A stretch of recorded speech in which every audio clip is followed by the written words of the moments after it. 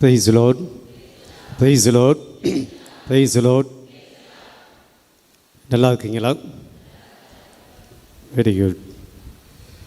கடுமையான வெயில் ஆனாலும் கூட இந்த மாதத்தினுடைய முதல் செவ்வாய்க்கிழமை கோடி எடுப்பது புனித அந்தோனியாருடைய திருத்தலத்துக்கு செல்ல வேண்டும். அந்தோனியாரை பார்க்க வேண்டும், அவருடைய ஆசீர்வாதங்களை பெற வேண்டும், பெற்றுக்கொண்ட நன்மைகளுக்கு நன்றி சொல்ல வேண்டும். வரக்கூடிய காலங்களில் அவருடைய பரிந்துரை, அவருடைய உதவி நமக்கு வேண்டும் என சொல்லி மிகுந்த எதிர்பார்ப்போடு ஆவலோடு ஆசையோடு நாம் இன்றைக்கு இந்த திருத்தலத்தில் கூடியிருக்கிறோம். அந்தோனியாருடைய பக்தர்கள் எப்போதுமே அற்புதங்களையும் புதுமைகளையும் மட்டும் நாடக்கூடியவர்களாக இருந்துவிட இயலாது. அந்தோனியாருடைய பக்தர்கள் எப்போதுமே புதுமைகளையும் அற்புதங்களையும் நாடுபவர்களாக மட்டுமே இருந்துவிடக்கூடாது. அப்படிதானே? நீங்கள் ஒத்துக்க மாட்டீங்க பொழுது. நாங்கள் அதுக்கு தான் வரோம் ஃபாதர், புதுமைகளுக்கும் அற்புதங்கள் தான் வரோம். அந்தோனியாரை பற்றி நாம் சொல்லக்கூடிய போது அவரும் இருந்த பல நல்ல காரியங்களை நாம் மறந்து விடுகிறோம். அவர் செய்த புதுமைகளை மட்டும்தான் அந்தோனியாருக்கு ஒரு அடையாளமாக வைத்திருக்கிறோம். அந்தோனியார் நற்கனையின் மீது ஆழ்ந்த நம்பிக்கை கொண்டவர். ஒவ்வொரு நாளும் பல மணி நேரம் நற்கனை ஆண்டுக்கு முன்பாக அவர் ஜெபித்தவர். நற்கனை ஆண்டவன் மீது அதிகமான பக்தி கொண்டவர் அந்தோனியார். திருப்பலிகளின் மீது அதிகமான நம்பிக்கை கொண்டவர். தவறாமல் திருப்பலியில் பங்கேற்றவர். எப்போ? அவர் குருவான பின்பு கிடையாது. அவர் சிறுவனாக இருந்தபோதே, மறைக்கல்வி பயிலுகிற போதே திருப்பலி பார்க்க இயலவில்லை என்றால் மிகவும் வருத்தப்பட்டவர், ரொம்ப கவலைப்பட்டவர். எப்படியாவது திருப்பலி பார்க்க வேண்டும் என்பதிலே அவர் ஆவல் கொண்டவர் அந்தோனியார். அப்போது அந்தோனியாருடைய பக்தர்கள் திருப்பலியை பார்ப்பதிலே அதிகமான ஆவல் கொள்ள வேண்டும். அதுதான் அந்தோனியாருடைய பக்தியில் முக்கியமானது. ரெண்டாவது, அந்தோனியார் இறை வார்த்தை போதிப்பதிலே மிகவும் வல்லமை படைத்தவர். இறை வார்த்தைகளை படிப்பதிலும் போதிப்பதிலும் இறை வார்த்தையை மக்களுக்கு அறிவிப்பதிலும் அதிகமான ஈடுபாடு கொண்டவர் அந்தோனியார். அப்போ அந்தோனியாருடைய பிள்ளைகளாக பக்தர்களாக நாம் வந்திருக்கோம் அப்படின்னா நாமும் இறை வார்த்தையின் மீது நாட்டம் கொண்டவர்களாக இருக்க வேண்டும். அதை நான் கேட்டேன். வெறும் அற்புதங்களையும் அதிசயங்களையும் மட்டுமே தேடக்கூடிய அந்தோனியாருடைய பக்தர்களாக இருக்கிறீங்களா, அல்லது அந்தோனியார் நமக்கு காட்டக்கூடிய மற்ற பண்புகள் மதிப்பீடுகளிலும் நாம் நம்பிக்கை கொண்டவர்களாக இருக்கிறோமா?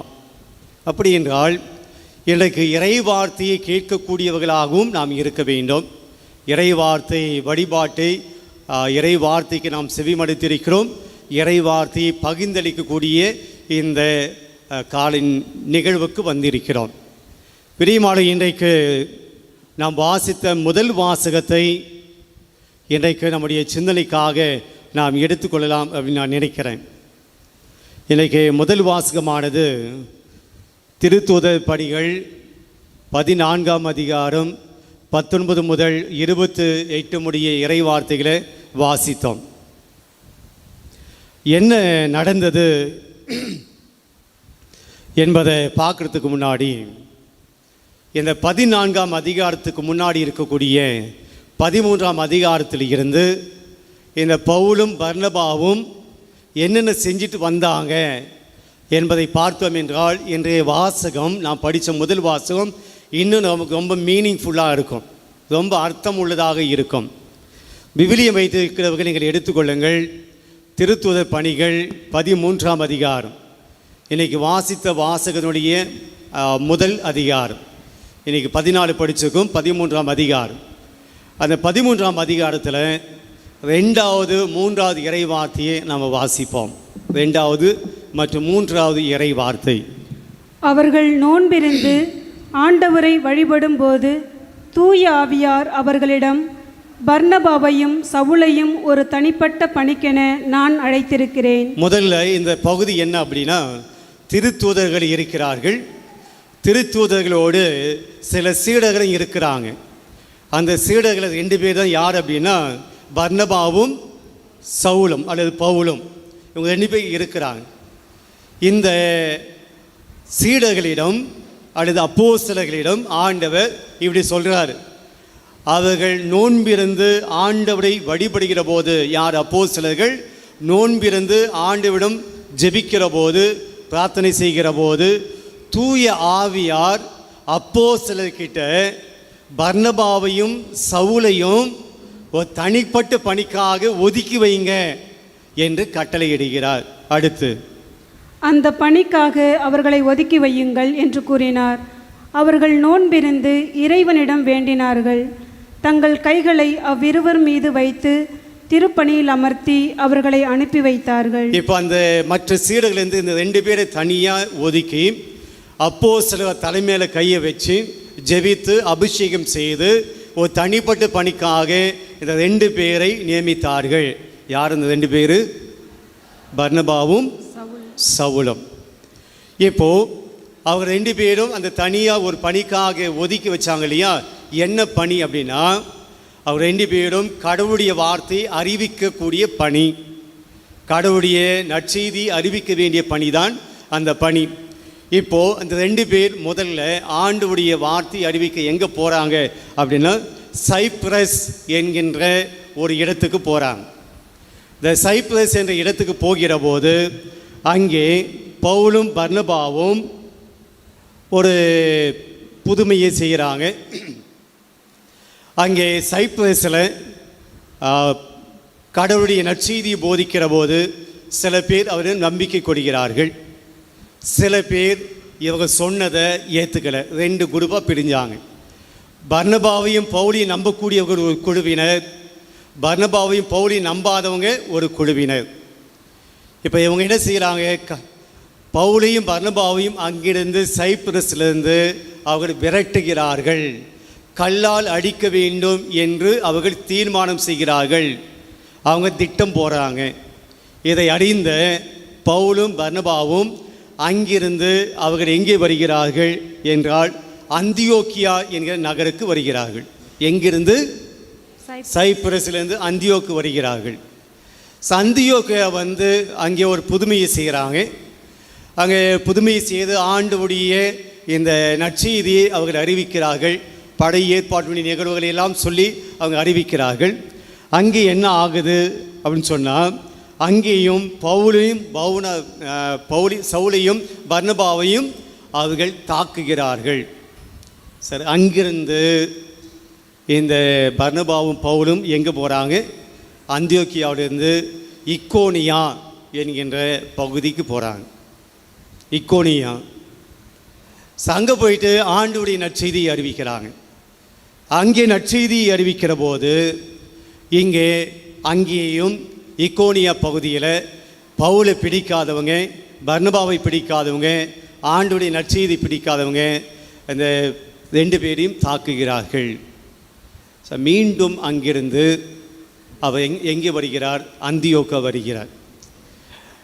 ஃபஸ்ட்டு சைப்ரஸ், அந்தியோக்கியா, இக்கோனியா, மீண்டும் அவர் அந்தியோக்கியா வருகிறார். இதுதான் முதல் செய்தி. அதுக்கடுத்து இன்றைக்கி நான் படித்த வாசகம் வருது. இந்த அந்தியோக்கியாவுக்கு வந்த பின்னாடி அவர்கள் போதித்து கொண்டிருக்கிறார்கள். அப்போது என்ன நடக்கிறது? அவர் மீது கல் எறிகிறார்கள். கல் அடித்து அவர் கீழே விழுந்து விடுகிறார். என்ன நினைச்சாங்களாம்? செத்து போயிட்டாரு, அவர் இறந்து விட்டாருன்னு சொல்லி நகருக்கு வெளியே கொண்டு போகிறாங்க. கொண்டு போயிட்டு தூக்கி போட்டு போகிறாங்க. சீடர்கள், பவுலுடைய சீடர்கள் கேள்விப்பட்டு வராங்க, வந்து பார்க்குறாங்க. அவர் கொஞ்சம் உயிர் பிழைத்திருக்கிறார். அவரை கொண்டு போகிறாங்க. கொண்டு போன பின்பு நாம் என்ன செய்வோம்? சரி, ரெஸ்ட் எடுப்போம், ஓய்வு எடுப்போம். ஆனால் பவுலும் பர்னபாவும் மீண்டும் நற்செய்தி போதிக்கிறாங்க. நற்செய்தியை போதித்து அவர்களை திடப்படுத்துகிறார்கள். என்ன சொல்கிறாங்க? இன்னல்கள் வழியாகத்தான் நாம் இறையாட்சி அடைய முடியும், துன்பங்கள் வழியாகத்தான் நாம் இறையாட்சி அடைய முடியும் என்று சொல்லி அந்தியோக்கிய மக்களுக்கு ஒரு நம்பிக்கையை கொடுக்குறாங்க. சரிதான் இன்றைக்கி நாம் படித்த வாசகம். நான் படித்த வாசகம் முன்னாடி இருந்ததும் நாம் படித்த வாசகம். ஸோ இந்த ஒரு பிக்சர் அப்படியே மனசுக்குள்ளே வைப்போம். முதல் செய்தி இந்த வாசகத்திலேருந்து, இந்த பகுதியிலேருந்து இன்றைக்கி நமக்கு முதல் செய்தி என்ன கிடைக்கிறது? இறைவாக்கு, கடவுளுடைய வார்த்தை அறிவிப்பது என்பது ரொம்ப எளிதான காரியம் அல்ல. கடவுளுடைய வார்த்தையை அறிவிக்க பர்னபாவும் பவுலும் ஒவ்வொரு இடத்திலும் தாக்கப்பட்டார்கள். அவர் கல்லால் அடிக்கப்பட்டார்கள், துரத்தப்பட்டார்கள். அவள் மீது எப்படியாவது பழி சுமத்த வேண்டும் என்று மக்கள் நினைத்தார்கள். ஆனாலும் கூட பவுலடியார், பர்னபா 2 பேரும் கடவுளுடைய வார்த்தை இந்த நகரத்திலிருந்து அடுத்த நகர், அடுத்த நகரிலிருந்து அடுத்த நகர் அப்படின்னு சொல்லி அவங்க போதிச்சிட்டே போனாங்க. பிரியமானவர்களே, முதல் செய்தி, கடவுளுடைய வார்த்தை நீங்கள் ஏற்றுக்கிறீங்களோ ஏற்றுக்கலையோ, இறை வார்த்தையை நீங்கள் இன்றைக்கு போதிக்கிற போது எடுத்துக்கொள்கிறீர்களோ எடுத்துக்கொள்ளவில்லையோ, இறை வார்த்தை என்பது எங்களுக்கு தேவையோ தேவை இல்லை அப்படின்னு நீங்கள் நினைக்கிறீங்களோ, பிரச்சனை கிடையாது. இறை வார்த்தை நீங்கள் எடுத்துக்கொள்ளவில்லை என்றால் இன்னொரு இடத்துக்கு இறை வார்த்தை கொடுக்கப்படும். சைப்ரஸ் தீவில் இறை வார்த்தை போதிச்சாங்க, எடுத்துக்கல. அந்தியோக்கியாவுக்கு போகிறார். அந்தியோக்கியாவோட இறை வார்த்தை எடுத்துக்கொள்ளவில்லை, அவர் இகோனியா போகிறார். அங்கே இறை வார்த்தை எடுத்துக்கொள்ளவில்லை, மீண்டும் அந்தியோக்கிய நகருக்கு வருகிறார். இறை வார்த்தையை நீங்கள் எடுத்துக்கொள்ளவில்லை என்றாலும் எடுத்துக்கொண்டாலும் இறை வார்த்தை ஒருபோதும் தன்னுடைய பயணத்தை நிறுத்தாது. இறை வார்த்தை உங்களுக்கு வேண்டும் என்றாலும் வேண்டாம் என்றாலும் இறை வார்த்தை ஒவ்வொரு நாளும் செயல்பட்டு கொண்டே இருக்கும். இறை வார்த்தையை எடுத்துக்கொள்வதும் எடுத்துக்கொள்ளாமல் இருப்பதும் அது உங்களுடைய வாய்ப்பு. It is your choice, but you cannot stop. நீங்கள் தடுக்க முடியாது. இறை வார்த்தை நீங்கள் தடுக்க முயற்சி எடுத்தால், இறை வார்த்தை தடுக்கப்பட்டு இருந்தால் 2000 ஆண்டுகளுக்கு முன்பாகவே இந்த விவிலியமானது மறைந்து போய் இருக்கும். என இறை வார்த்தை என்பது உலகம் முழுவதுமாக சென்றிருக்காது. ஒருபோதும் இறை வார்த்தை உயிரற்ற வார்த்தை, அது செயல்படாத வார்த்தை, இறந்து போன வார்த்தை, அது உதவாத வார்த்தை என்று இறை வார்த்தை மீது நீங்கள் அவநம்பிக்கை கொள்ளாதீர்கள். இறை வார்த்தை வாழ்ந்து கொண்டே இருக்கும். கடவுளுடைய வார்த்தை வாழ்ந்து கொண்டே இருக்கும். அதை நீங்கள் ஸ்டாப் பண்ண முடியாது. பாலபாகத்தில் நீங்கள் போதிக்காத அப்படின்னா நான் இன்னொரு பள்ளிக்காரனை போய் போதிப்பேன். அங்கே போதிக்காதுன்னு சொன்னால் நான் மேடவாகத்தில் போய் போதிப்பேன். அங்கே போதிக்கான்னு சொன்னால் நான் தாம்பத்தில் போய் போதிப்பேன். ஒருபோதும் நீங்கள் இறை வார்த்தையை தடுக்க முடியாது. பிரியமானவர்கள், இறை வார்த்தை கடவுளுடைய வார்த்தை, அது மனிதர்கள் ஒருபோதும் தடுக்க முடியாது. ஆக பர்னபாவும் பவுலும் சொல்கிற மறைமுகமாக சொன்ன வார்த்தை, நீங்கள் இங்கே எங்களை கல்லால் அடிப்பீங்க, நாங்கள் இறை வார்த்தை பேசாமல் இருந்துட மாட்டோம். நாங்கள் சைப்ரஸ் போவோம், இக்கோனியா போவோம், அந்தியோக்கியா போவோம். இறை வார்த்தையால் ஆட்கொள்ளப்பட்ட நாங்கள் சாகின்ற வரையிலும் இறை வார்த்தையை போதிப்போம். நீங்கள் எத்தனை துன்பங்கள் கொடுத்தாலும் நான் இறை வார்த்தையை போதிப்பேன்டார். தான் பவுலடியார் சொல்லக்கூடிய முதல் வார்த்தை. பிரியமானவர்கள், இன்றைக்கு பவுலடியாருக்கு கொடுத்த தண்டனையை போல குருக்களுக்கோ அல்லது துறவிகளுக்கோ அல்லது இறை வார்த்தையை போதிக்கிற பொது நிலையினருக்கோ நீங்கள் துன்பம் விளைவிப்பதில்லை. கல்லால் அடித்தோ இங்கே போதிக்க கூடாது என்று நீங்கள் தடை செய்வதில்லை. ஆனால் மறைமுகமாக இறை வார்த்தை போதிக்கிறவருக்கு நீங்களும் தடையாக இருக்கிறீர்கள். மறைமுகமாக இறை வார்த்தையை போதிப்பதற்கு நீங்களும் தடையாக இருக்கிறீர்கள். குருக்கள் மீது வைக்கப்படுகிற விமர்சனங்கள், அவருடைய மறையுரைகள் மீது நீங்கள் வைக்கப்படுகிற விமர்சனங்கள், ரொம்ப அறுக்கிறார், ரொம்ப நீளமாக பேசுகிறார், கடவுளுடைய வார்த்தை மட்டும் பேசுகிறார், ஜோக் அடிக்க மாட்டார், கதை சொல்ல மாட்டார், கடவுளுடைய வார்த்தை ரொம்ப நேரம் பேசியிருக்கிறார், பைபிள் ரொம்ப நேரம் பேசி கொண்டிருக்கிறார். இவையெல்லாம் கடவுளுடைய வார்த்தைகள் அல்ல, இதெல்லாம் சாத்தானுடைய வார்த்தைகள். கடவுளுடைய வார்த்தையை லிசன் பண்ணுறதுக்கு உங்களால் முடியலன்னா இது குருவானுடைய வேலை இல்லை, உங்களுக்குள் இருக்கக்கூடிய சாத்தானுடைய வேலை. இறை வார்த்தை கேட்க விடாமல் உங்களை தடுக்கிறது. புரிந்து கொள்ளுங்கள். கடவுளுடைய வார்த்தையை என்னால் கேட்க முடியல அப்படின்னா அது கடவுளுடைய ஆவி கிடையாது, அது தீயாவி. இறை வார்த்தையை தீயாவி வெறுக்கும்.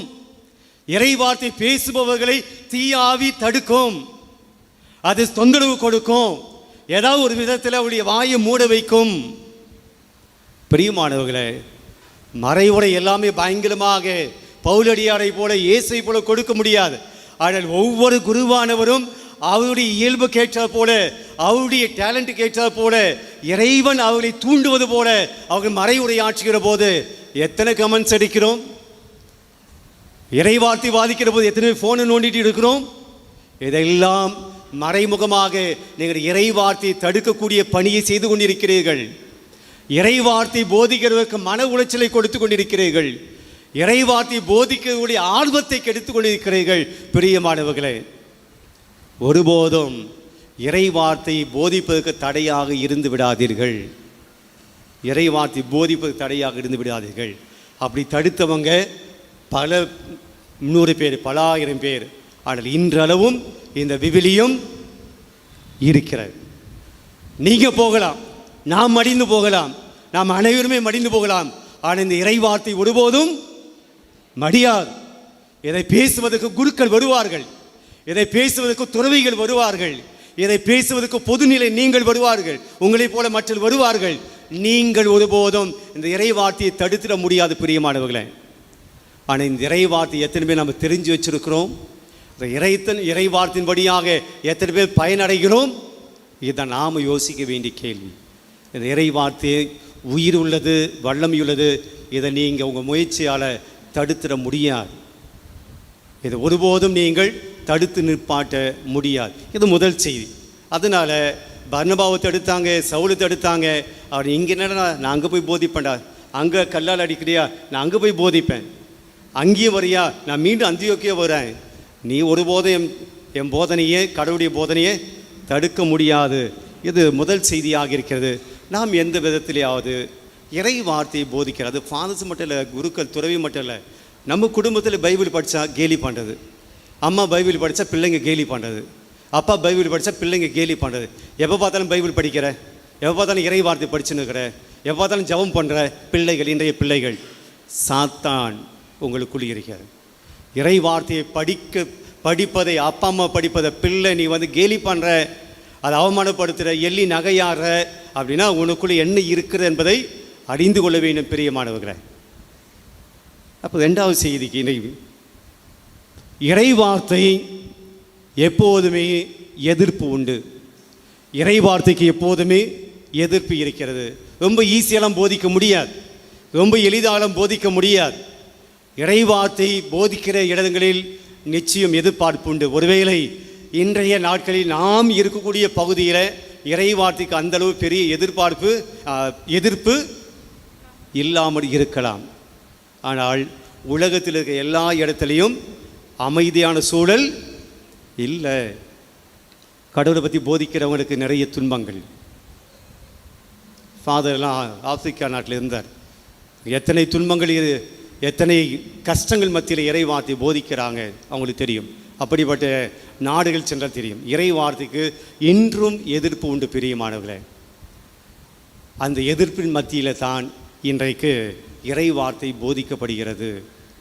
எதிர்ப்புகள் மத்தியில் தான் இறை வார்த்தை இன்றைக்கு அறிவிக்கப்படுகிறது. இன்றைக்கு உங்கள் வாழ்க்கையிலும் கூட இறை வார்த்தை போதிக்க நாம் அழைக்கப்படுகிறோம். ஆனால் எதிர்ப்பு இருக்கும். உங்கள் கணவன் எதிர்ப்பார், அல்லது உங்கள் மனைவி எதிர்ப்பாங்க, உங்கள் பிள்ளைகள் எதிர்ப்பாங்க. எதிர்ப்புகள் மத்தியில் கடவுளுடைய வார்த்தை பேச முடியுமா?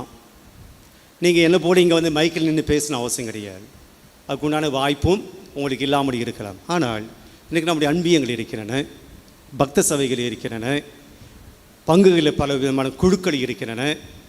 இவையெல்லாம் நற்செய்தியை பகிர்ந்து கொள்வதற்கு, நற்செய்தி அறிவிப்பதற்குண்டான வாய்ப்புகள், வசதிகள் திருச்சபை நமக்கு கொடுத்திருக்கிறது. எத்தனை பேர் வருகிறோம்? எத்தனை பேர் உங்களுடைய அன்பியங்களில் நீங்கள் போகிறீர்கள்? உங்கள் அன்பியத்தில் இறை வார்த்தையை பகிர்ந்து கொள்கிறீர்கள்? அல்லது உங்களுடைய பங்கில் இருக்கக்கூடிய பக்த சபையில் பங்கேற்கிறீர்கள்?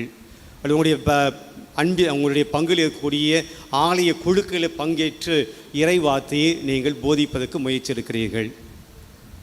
அப்படி போனால் உங்களுக்கு எதிர்ப்புகள் உண்டு. அப்பா பேசுவாங்க, எங்களுக்கெல்லாம் வேலையே கிடையாது, அதெல்லாம் ரிட்டையர்டான கேஸுங்க. எதிர்ப்புகள், ஏளனங்கள். இயேசுக்கு எதிர்ப்பு இருந்துச்சு, சீடர்களுக்கு எதிர்ப்பு இருந்தது, பலமான செயின்ஸுக்கு எதிர்ப்பு இருந்தது. அந்தோனியா இறை வார்த்தை சாதாரணமாக போதிச்சிட்டாரா? எந்த எதிர்ப்பு இல்லாமல் போதிச்சாரா அந்தோனியார்? எவ்வளோ எதிர்ப்புகள் அந்தோனியாருக்கு, ஆனால் போதிச்சார். இன்றைக்கி அவருடைய நாக்கு இறை வார்த்தை அறிவித்ததுனாலே அந்த நாக்கு அழியாமல் இருக்கிறது.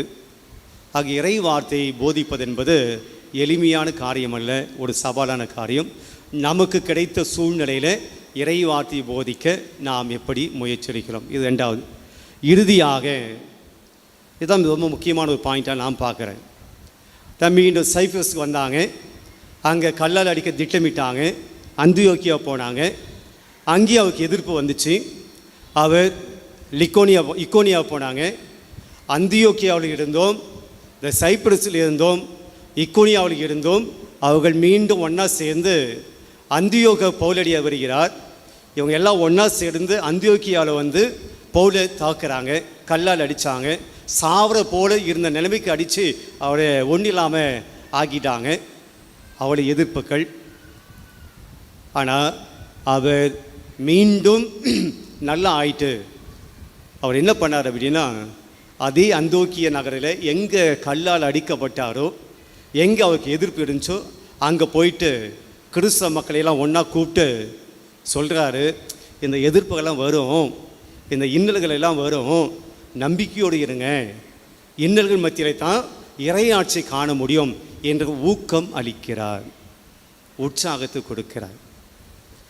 நமக்கெல்லாம் ஏதோ நல்லது செஞ்சோம், ஒரு நல்ல காரியம் பண்ணோம், யாரோ நம்மளை விமர்சனம் பண்ணுறாங்க, நாம் நல்லது செஞ்ச காரியத்தை தவறாக பேசுகிறாங்க, நான் நல்லது பண்ணாலும் கூட அது ஒரு விமர்சனம் பண்ணுறாங்க, ஒரு கெட்ட நோக்கத்தோடு பேசுகிறாங்க அப்படின்னா என்ன செய்வோம்? நாம் போங்கடா, நீங்களும் உங்கள் பங்கும், நீங்களும் உங்கள் பக்த சபையும், நீயும் உன் அன்பியமும் அப்படின்னு சொல்லி என்ன பண்ணுவோம்? நான் உண்டு, என் வேலை உண்டு, இனிமேல் இதெல்லாம் செய்ய மாட்டேன், தளர்ந்து போகிறோம். நாம் எடுக்கக்கூடிய அந்த முயற்சிகளை விட்டுடு விடுவோம். நமக்கேன் வம்பு, நான் ஏன் என் பேரை கெடுத்துக்கணும், நான் ஏன் உங்ககிட்ட கெட்ட பேர் வாங்கணும், நானும் மற்றவங்களுக்கு போல இருந்துட்டு போகிறேனே, எனக்கே இந்த பிரச்சனை, எனக்கே இந்த தொல்லை, எனக்கே இந்த வம்பு, எனக்கே அந்த கெட்ட பேர் அப்படின்னு சொல்லி நாம் என்ன பண்ணுறோம்? ஒதுங்கி கொள்கிறோம். உண்மையா இல்லையா? நாங்கள் பண்ணால் தானே ஃபாதர் அப்படின்றீங்களா? அது அந்த ஒரு ஃபீல் வருதா இல்லையா? நமக்கு மட்டும் ஏன் இந்த பிரச்சனை அப்படின்னு சொல்லி பவுலடியார் கல்லால் அடித்து சாகக்கூடிய நிலைமையில், உயிரற்று மூச்சற்ற நிலையில் அடித்து தூக்கி போட்டு, கிராமத்துக்கு வெளியே, அந்த நகருக்கு வெளியே தூக்கி போட்டு, செத்து போயிட்டான்னு நினச்சி தூக்கி போட்டு போன அப்போது மீண்டும் அவர் உயிர் பெற்று நல்ல ஒரு நிலைக்கு என்ன பண்ணுறாரு?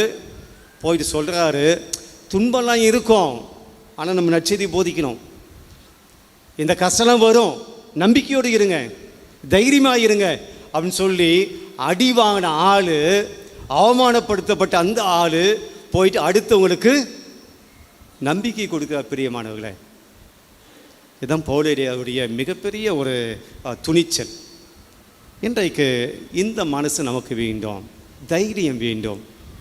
வாழ்க்கையில் தோல்வியில் வரும், ஏமாற்றங்கள் வரும், விமர்சனம் பண்ணுவாங்க, அவதூறு பேசுவாங்க, நீங்கள் செய்யக்கூடிய நல்ல காரியத்தை கெட்ட காரியமாக மாற்றுவாங்க, தவறாக பேசுவாங்க, உங்களையும் உங்களுடைய குடும்பத்தையும் கெட்டதாக பேசுவாங்க. நீங்கள் செய்யக்கூடிய நல்ல காரியத்துக்காகவே உங்களை எப்படியெல்லாம் பழி வாங்க வேணுமோ அப்படியெல்லாம் பழி வாங்குவாங்க. அந்த சமயத்தில் நீங்கள் என்ன செய்யணும், எப்படி இருக்கணும் சொல்கிறாரு பவுலடியார்? தைரியமாக இருங்க. பேசப்படுகிற விமர்சனங்களுக்கும் சொல்லப்படுகிற இந்த ஏளன பேச்சுகளுக்கெல்லாம் நீங்கள் துவண்டு போகாதீங்க. அப்படி நீங்களும் நம்பிக்கையாக இருக்கணும், மற்றவங்களுக்கு அந்த நம்பிக்கையை கொடுக்கணும் சொல்லு. அதான் இன்றைக்கி இயேசு நற்செய்தி வாசகத்தில் அவர் தன்னுடைய சீடர்களை பார்த்து சொல்கிறாரு, உள்ளம் கலங்காதீங்க, உள்ளம் மருள வேண்டாம், தைரியமாக இருங்க, துணிச்சலாக இருங்க, துணிவோடு இருங்க. எதுக்கு வருத்தப்படுறீங்க, குழப்பம் அடைகிறீங்க? நல்லா இருங்க, பீஸ்ஃபுல்லாக இருங்க, நான் என்னுடைய அமைதி உங்களுக்கு கொடுக்குறேன், என் சமாதானத்தை உங்களுக்கு கொடுக்குறேன், வருத்தப்படுவதற்கு ஒன்றுமில்லை என்று தன்னுடைய சீடர்களுக்கு ஆறுதல் கொடுக்கிறார், நம்பிக்கை கொடுக்கிறார். அதே நம்பிக்கையை தான் இன்றைக்கி நமக்கும் கொடுக்கிறார். ஒரு விதத்தில் நீங்கள் நல்லது செஞ்சு பாதிக்கப்பட்டிருக்கலாம், நீங்கள் நல்லது நினச்சி அது உங்களை கெட்டதாக சொல்லியிருக்கலாம், நீங்கள் நல்லது செஞ்சதுக்காக அவமானப்பட்டிருக்கலாம், நீங்கள் அடுத்தவங்களுக்கு உதவி செஞ்சதுக்காக நீங்கள் கெட்ட பேர் வாங்கியிருக்கலாம். இன்றைக்கி ஆண்டவர் சொல்கிறார், வருத்தப்படாதீங்க, கவலைப்படாதீங்க, அதனால் உள்ளத்தில் வச்சுக்கிட்டு கலங்காதீங்க, உள்ளத்தில் கலக்கத்தை உண்டு பண்ணி மனசு நிம்மதியை கெடுத்துக்காதீங்க, பரவாயில்ல, தைரியமாக இருங்க, துணிவாக இருங்க என்று ஆண்டவர் நம்பிக்கை கொடுக்கிறார். ஆண்டவர் கொடுக்கக்கூடிய அந்த நம்பிக்கையை நாம் உள்ளத்தில் ஏந்தி கொள்வோம். ஆண்டவர் நம்மோடு இருக்கிறார். அவர் நம்மை வழிநடத்த வேண்டிய தைரியத்தோடு நாம் தொடர்ந்து வாழ்வோம்.